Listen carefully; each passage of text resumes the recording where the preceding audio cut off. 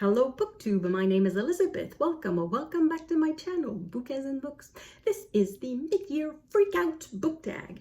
I'm not freaking out, but it is the middle of the year and that means it's time for a little bit of a wrap-up of the previous 6 months. And to help me do that, I'm going to use the questions of the mid-year freak out book tag. Even though I'm not freaking out and even though I'm not tagging anyone and I wasn't tagged by anyone, it's really just a Booktube tradition. So I'm going to start with a few statistics. So far this year, I've read 63 books. It sounds like a lot. It sounds like I am reading as much as I read last year and the previous year. However, I know perfectly well that I did not read as much this year as I read last year. And to help show that, I counted the number of books that I read that were under 200 pages because I know that I read a lot of short books, and that was 20. I read 20 books that were not even 200 pages. And then the number of books that were between 200 and 300 pages, so regular length, I guess, but not really long books either, and that was 19. So that's 39 books out of 63 that were not even 300 pages long. So I really didn't read that much this year, even though it looks like I haven't. And of what I have read, there was 26 nonfiction and 37 fiction. So that's 42 and 58% respectively. However, most of the short books I read were fiction. So that means that most of the long books I read were nonfiction. So I suspect that in number of pages, it's probably around 50-50 for fiction and nonfiction. And that's the end of my statistics for the middle of the year. We are now going into the questions of the tag, even though for many of them, it doesn't apply because I guess it was made by people who are younger than me, or perhaps who read differently than me and who view life perhaps a bit differently than I do. Life or books, perhaps just books. So the first question is, best book you've read so far? And for that, I have two, one fiction and one nonfiction. So in fiction, I have This Earth of Mankind by an Indonesian author whose name I cannot pronounce. I think in his native Indonesia, he's called Pram, so I'm just going to go with that. So this is the first of a series of 4 books. I've just read the first so far. The second is on my shelf somewhere in there. This is a historical novel. It is set at the end of the 19th century, and we follow a young man who is at the moment in college, I guess, sometimes it's hard to make equivalents between schooling systems, or he's in college, high school, something like that. So when we meet him, he's not quite 18 years old, and then he comes of age and becomes an adult. And we can see in this book the clash of cultures. At the time when the book is set, the end of the 19th century, Indonesia is a Dutch colony, so all the important decisions are made somewhere very far away in Europe, and very often they do not match, they do not reflect the reality of the land. And also on the land of Indonesia, there are multiple cultures, multiple religions, multiple languages, and they also have clashes between these local cultures. So all of this comes into play in this book, in the story of this young man that we are following. And I read that in February and I'm still thinking about it. And this is really a good book. And then my favorite nonfiction, The Five, The Untold Lives of the Women Killed by Jack the Ripper by Hallie Rubenhold. And this was a group read for People April, which is an event that was created this year. I hosted with the help of the wonderful Roz at Scally Dandling About the Books. And this was our group read, and I think the fact that we read it with a lot of people made it even more interesting. But even if you read it on your own, it's a great book. The author does an incredible job at recreating, at making come alive the environment of London in the 1890s, the life of the working class and sometimes not working class in Victorian London. It was absolutely fascinating. So this was an excellent book. And for nonfiction, I have to say I did not include books for the nonfiction that I read for the Booktube prize for the nonfiction division. There's one or two that perhaps could have made the top, but I decided not to include them because I'm not allowed to talk about them. Yeah, so this is my favorite nonfiction so far. The next question is the best sequel you've read, and I haven't read a sequel, so not applicable. Next is new release you haven't read yet but want to. And that would be The Earth Transformed, an Untold Story by Peter Frankopan. So this is a nonfiction, and I am something like 72nd in line at the library. I don't know if I'm going to get that this year. Maybe if I get an express copy. They have a few express copies that that you cannot put on hold, so hopefully I'll manage to get my hands on one of those. A week during which I don't have something else to read already, because sometimes that's the thing. I have books to read for the Booktube prize, or I want to participate in various events on Booktube, and that doesn't leave time for a book that doesn't fit anything. So I don't quite know what this book is about. I think it's about how natural events like climate change or earthquakes or volcano eruptions or things like that affect history. I think. I haven't read it, but anyway, I want to read it. Next is most anticipated release for the second half of the year. I don't pay attention at all to what is coming up. I have no idea what's coming up, so not applicable. Next question is biggest disappointment, and for that I have this. Monsters, A Fan's Dilemma by Claire Diderot. Now, the disappointment does not stem from my expectations before I started reading the book. I had no particular expectation. I just knew that this was an essay about what to do, what can a fan do when the artists they admire turn out to be monsters, such as think of Roman Polanski, who raped a 13-year-old. Think of Michael Jackson, who is suspected of having molested children. And yeah, just picture the artists you admire and the crap that they did, and what do you do with these artists? And I thought that was a very interesting question. And at first, it starts really well. I agree with what she says, or at least I recognize that she has a valid point. I don't necessarily agree with it, but it's a valid point. And then she sets herself the mission of writing this book, and she tells us, this is what I decided to write. And then it turns out that this is not at all what she writes. She just goes on a tangent and never comes back really to her subject, which is, yeah, it annoyed me to the point that I tried twice to three times. I tried a few times to film a video. I tried 3 times, and twice I uploaded the video on YouTube, and I never released it because I'm not satisfied with it. It's the book that annoyed me the most also. I was shouting at the author by the end of the book, and it sort of showed in my videos and the sort of reviews that I tried to make. I was completely chaotic. I was rambling. I was literally rambling, and I was shouting at the camera. Anyway, they're not good videos, so that's why I did not release them.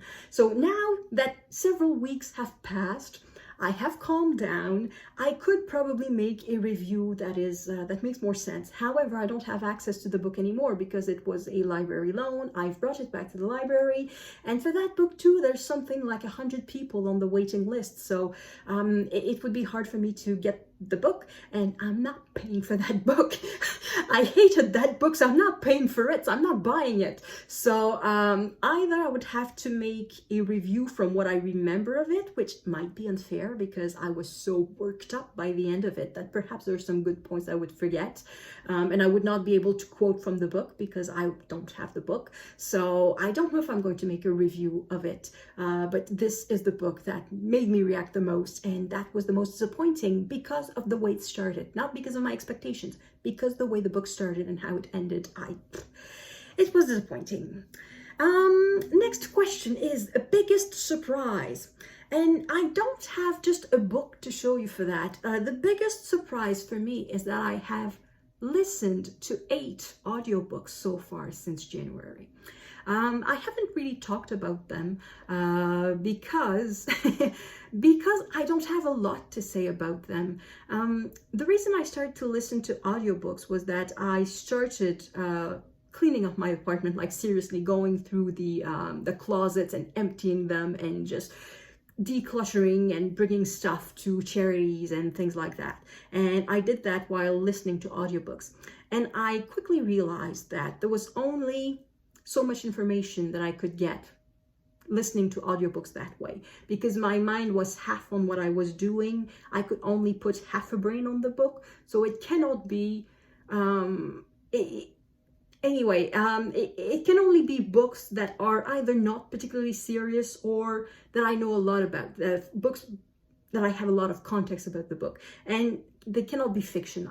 I really have a hard time with fiction audiobooks. So it has to be non-fiction on topics that I already know or that are not serious. So I ended up listening to like 3 or 4 audiobooks on the Windsors, the gossip books about the royal family of England. Really, that's why I ended up listening.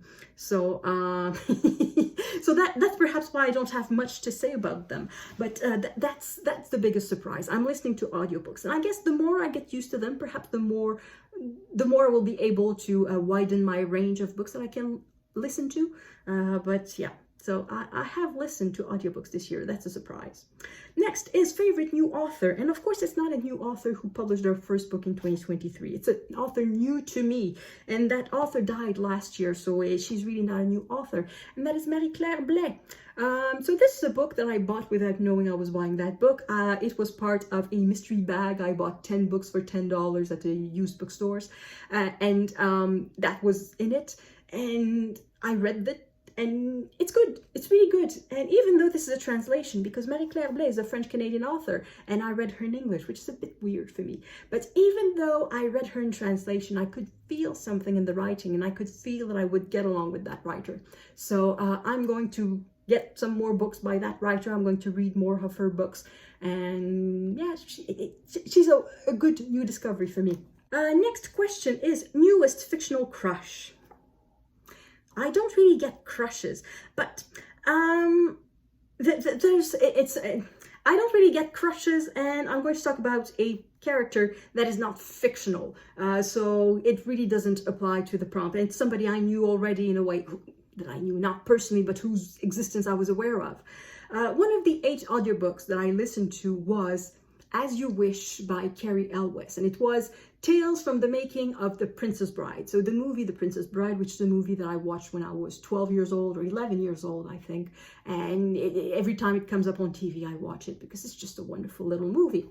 And the narration, by the way, is awesome because it is not only told by Carrie Elwes, but there's also a lot of other actors who come and tell their anecdotes.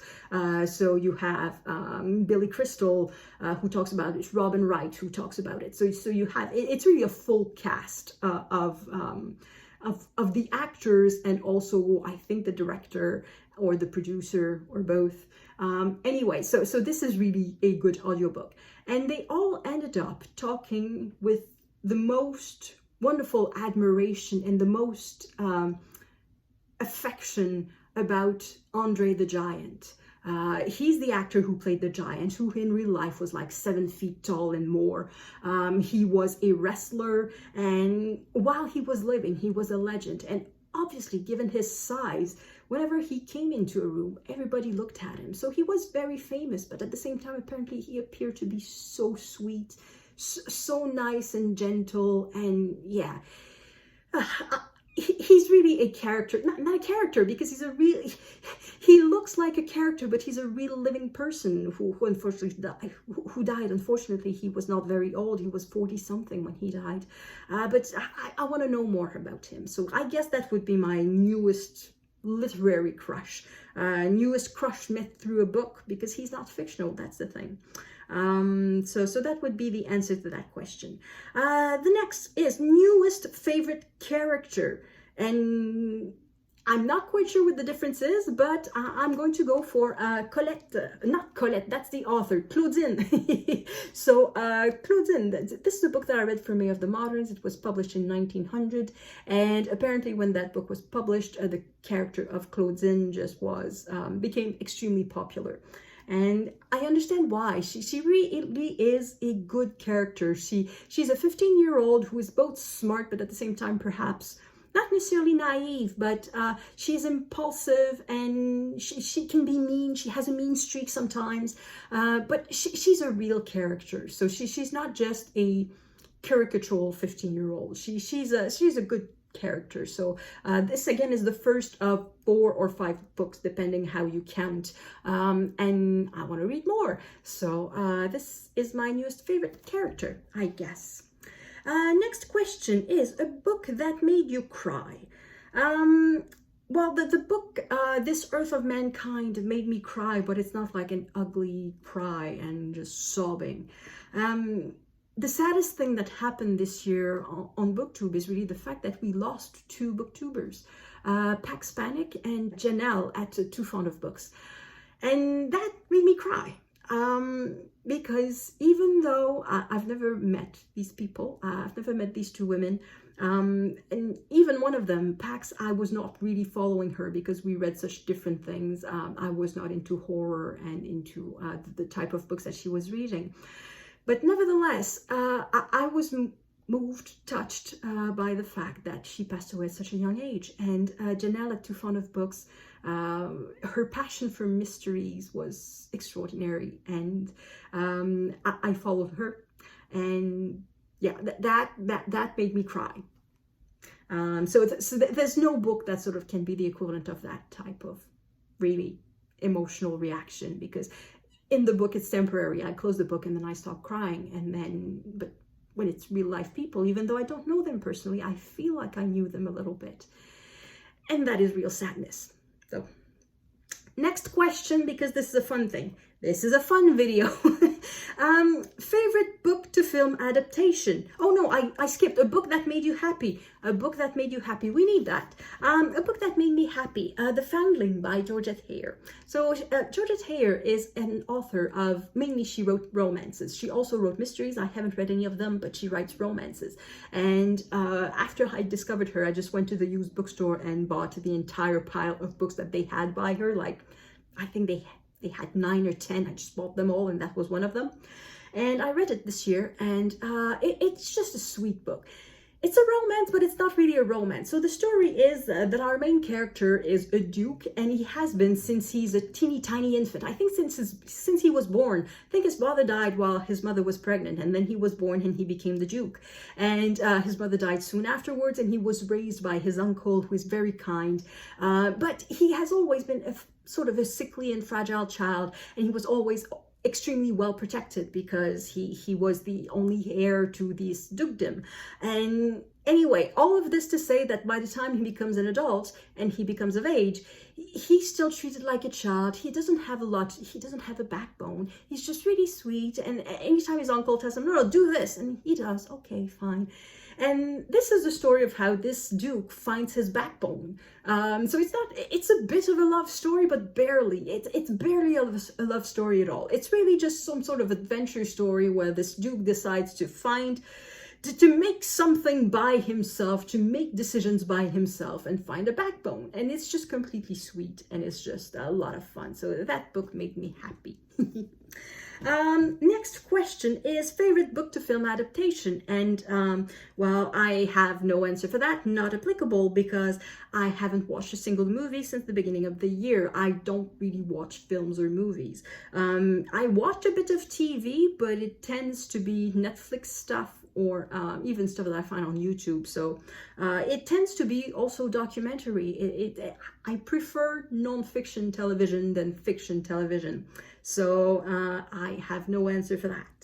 Next is favorite video you have done so far this year.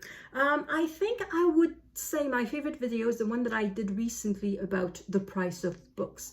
It's definitely the one that asked me the more to work the most. It's not just start the camera and talk. I had to get some data and create tables, and I think it's a video that is valid and is going to remain valid for a little while. So I really like that video. But my favorite thing that I did this year on Booktube is that I started a readathon. I started People April, which is an event where, in case you've missed it, you are invited to read biographies, autobiographies, memoirs, letters, non-fiction related to people, specific people who have a name. So I was very happy with the response. So many people responded. Unfortunately for me, that's the month that I caught COVID, and that's the month where I had also outside obligations. So I was not able to get into it as much as I wanted. When I announced it in March, it was, yes, we're going to do this.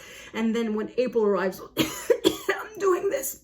So it was not the start that I was hoping for, though the people's reaction was wonderful. Everybody, a lot of people just got into it and decided to read a biography or a memoir that they had on their shelves. And that's precisely the purpose of these readathons, is just to just nudge you to pick up the book that has been lingering on your shelves for, you're interested, but perhaps not that much. And here's the little nudge, go ahead, pick it up. You're going to love it.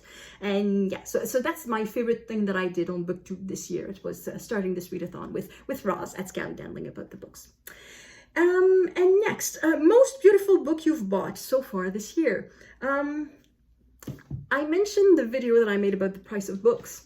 And in that video, I took 4 books that were sort of 4 different prices, the cheapest that I could find and the most expensive that I could find. And the most expensive that I could find was this one. And I bought it. Look at how pretty this is. No, I did not buy it just for the cover. I also bought it for the content because there's a lot of it. I am at page 210 so far. I'm going to read this, but given the price that I paid for it, I'm going to read it. But so far, it's very good. I really like it. So this is about families, a family history of humanity. So basically, the author goes back as far as he can in time and sort of traces the famous, at the beginnings, the famous families. Apparently, towards the end, it's also ordinary families. But at the beginning, we only have names for kings and emperors and generals, and we just have names of famous people, basically. But apparently, as we go closer to our time, there's also ordinary families that get involved.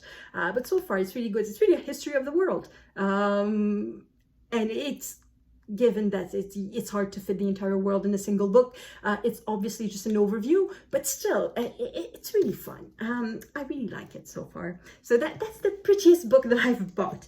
And it's also the most expensive. Next question and last question is, what books do you need to read before the end of the year? Well, I'm going to say again, this book. It's not so much that I need to read it before the end of the year, but given how much I paid for it, I'd be an idiot if I did not finish it before it comes out in paperback. So that's the objective, is to finish reading it before it comes out in paperback. Otherwise, I'm just an idiot. And as to the other books that I have to read, I don't have to read anything. There will be books for the Booktube prize. I still have 1 and a little bit to read for this round, and then there will be the final round. I don't know how many books I will have to read. No more than 3, because the 3 from my semi-final groups will make it to the final. The top 3 of my semi-final will make it to the final, so I will have maximum 3 books to read. But it's possible also that some of the books that will make the final from the other group I will have read, because there are 2 books out of the 6 in the other group that I have read, so it's possible that I may have to read just 1. But I don't know what they are. So other than that, I don't have to read anything, but I want to read a lot of it. So that's it. That was the last question, and I'm not going to tag anyone because, well, first, everybody already has done their video, and second, this is not the type of tag that you use to tag people. It's just for fun. So that's it for me. Thank you, everyone, for watching, and I hope that your first 6 months of the year was a good reading half year, and that the next half year will be as good or better as the preceding half year. It almost makes sense. Thank you for watching, and à la prochaine.